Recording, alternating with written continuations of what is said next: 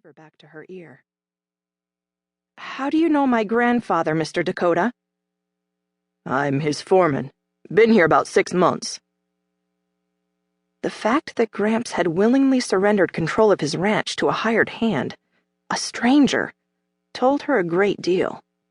For the past few years, he'd sold off portions of the once huge spread until all that remained was a couple of thousand acres, small by Montana standards.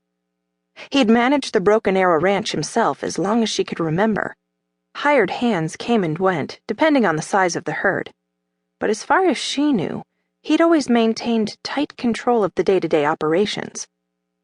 Over the years, his letters had been infrequent, but in the last one, which she'd received after Christmas, 4.5 months ago, Molly had sensed something wasn't right with Gramps. She'd put aside the feeling, however, consumed by her own problems. "Tell me again what happened," she said abruptly, struggling to regain her composure. The man's first words had been such a shock. Much of what he'd said afterward had escaped her.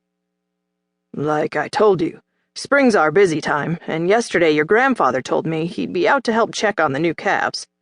When he didn't show, I returned to the house and found him unconscious on the kitchen floor.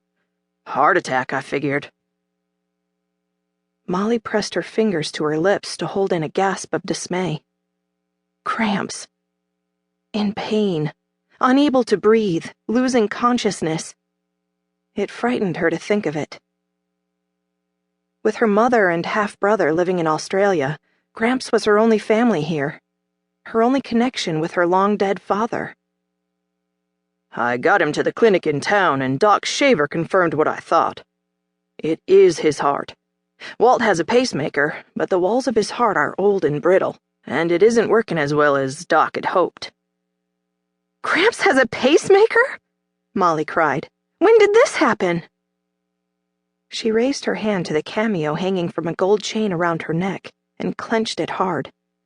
It was the most precious piece of jewelry she owned.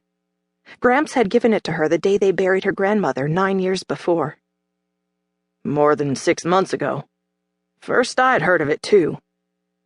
"Why didn't he tell me?"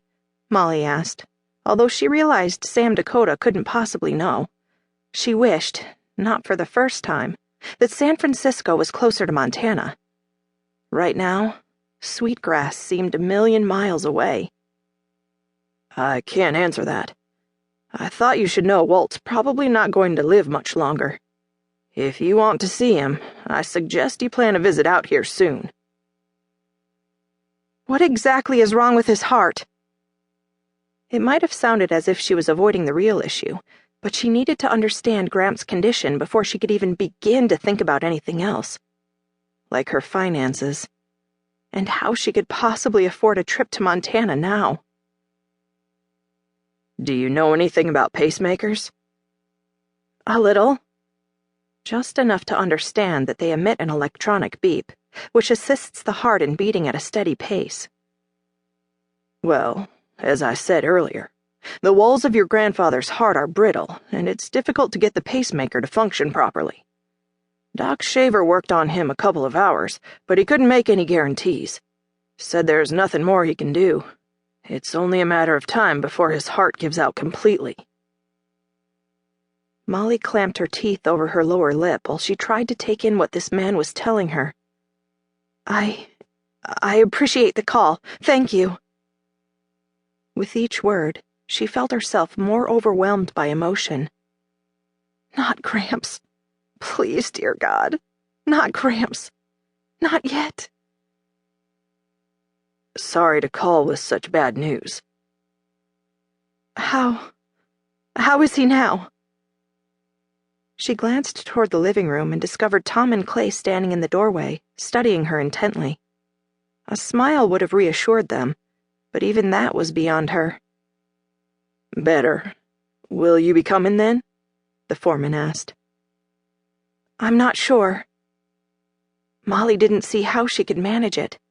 With the child support payments cut off and the financial adjustments they'd already been forced to make in the past year, she couldn't imagine squeezing one more expense into her already stretched budget. Even a short trip would require at least a week away from her job, a contract position without paid holidays.